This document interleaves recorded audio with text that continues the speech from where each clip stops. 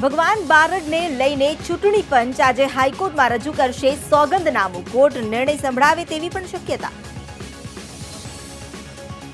તાલાળાના પૂર્વ ધારાસભ્ય ભગવાન બારડને ધારાસભ્ય પદ પરથી ગેરલાયક કરવાને મામલે હાઈકોર્ટ આજે નિર્ણય સંભળાવે તેવી શક્યતા છે. સોમવારે હાથ ધરાયેલી સુનાવણીમાં હાઈકોર્ટે ચૂંટણી પંચની ઝાટકણી કાઢી અને પૂછ્યું હતું કે ધારાસભ્ય પદ રદ કરવાનો નિર્ણય લેવાની જવાબદારી કોની છે અને આટલી ઉતાવળથી પેટા ચૂંટણી જાહેર કરવાની શું જરૂર હતી. સવાલો મામલે ચૂંટણી પંચે આજે હાઈકોર્ટમાં સોગંદનામું કરી પોતાનું સ્ટેન્ડ ક્લિયર કરવું પડશે.